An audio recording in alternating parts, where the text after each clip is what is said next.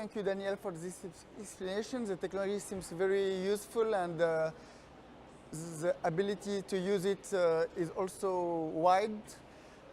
But living in cities is not only about information and citizens. It's also about goods being selling and also delivering. And one of the biggest challenges for cities are traffic jams and delivering of merchandises.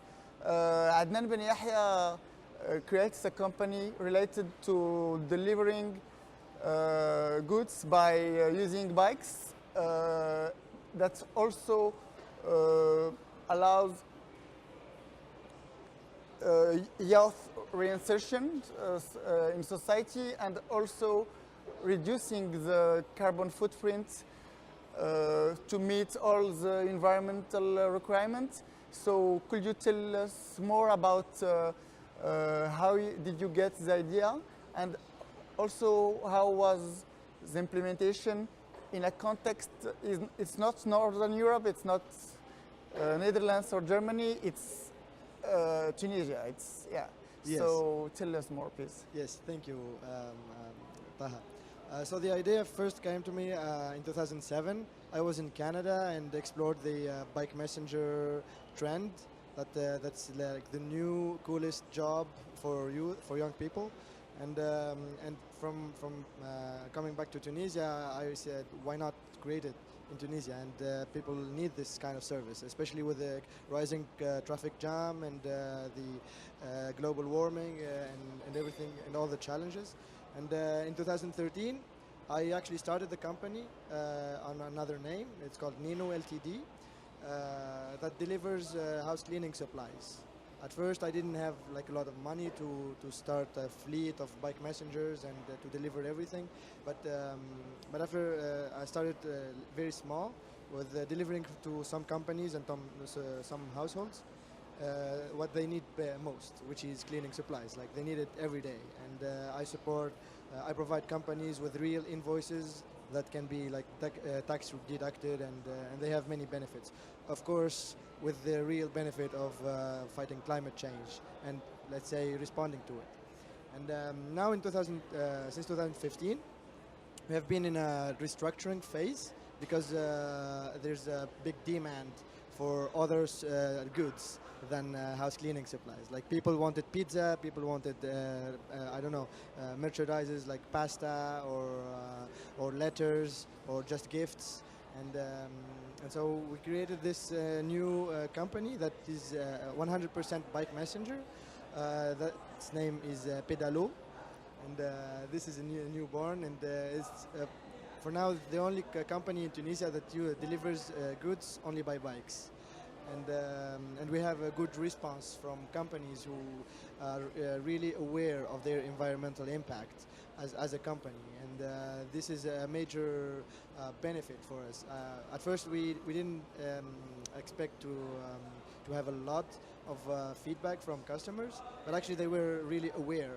And as you said, it's Tunisia. It's not Europe, and it's not Netherlands with 2 million bikes. And actually, the challenges have been rising, especially with the political turmoil and the instability. But you know, as an entrepreneur, you have to keep up with the challenges, or just don't be an entrepreneur. Thank you, Adnan. And how has it been growing since the setup of Pedalo? The growth of Pedalo, how was it? Actually, it was very, I wanted it to be very organic. At first, since 2007, I started saving money, like my own pocket money, and doing jobs from here and here, and until I gathered the amount that I wanted to start.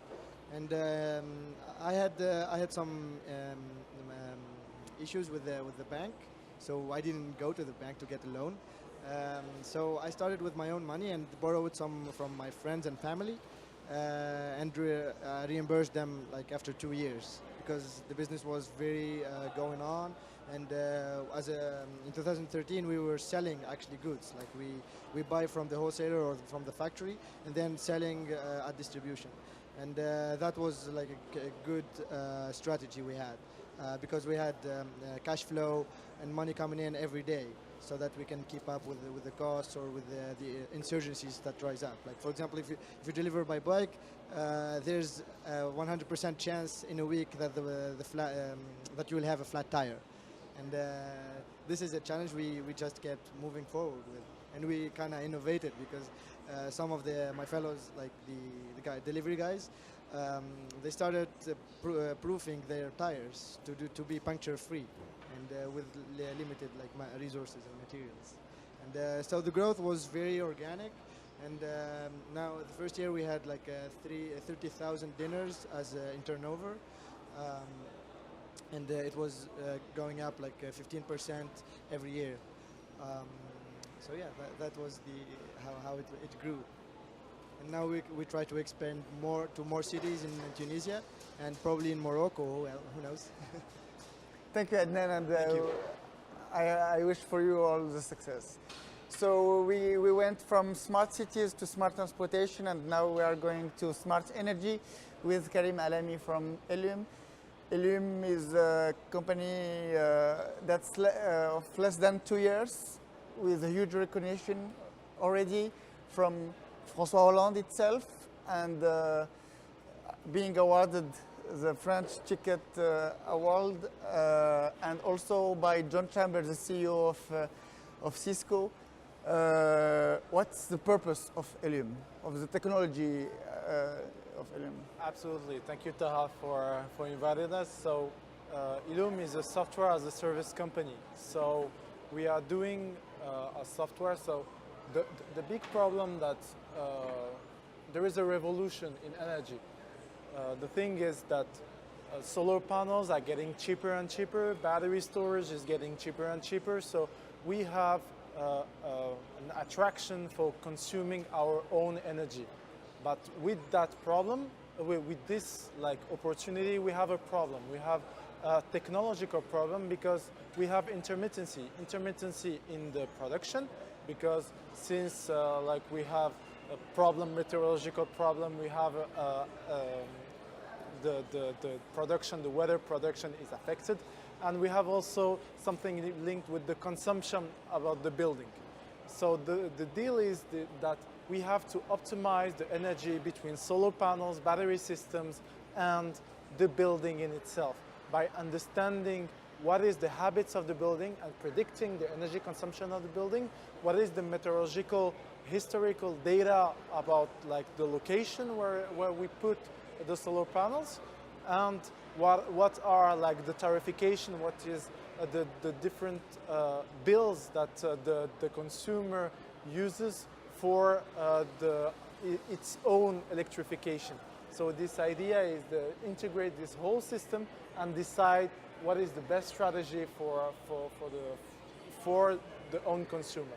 And the aim is to reduce by 20% the electricity bill for the industrial consumer, and to reduce by 30% its carbon footprint. So we are very linked to the carbon emission, and also we want to be viable economically. Thank you, Karim. And what are the outlooks for the company? What are the next steps? The next steps for the company, so we have developed a simulation process. So we are a very young company. We have created since January 2016, and we have developed a simulation software. And now we want to implement it in a real system. So we want to implement it first in Belgium in August and in Morocco in September. We hope also to develop an off-grid solution for diesel generator, PV panel, battery system for off-grid systems such as mines or factories that are outside the grid and needs electrification. Again, it's like for reduction about the electricity bill, and also reduction about the carbon footprint. Thank you very much. We had a wonderful journey of smart technology, from smart cities, smart logistics, smart energy, from both shores of Mediterranean. Thank you very much, and see you next time.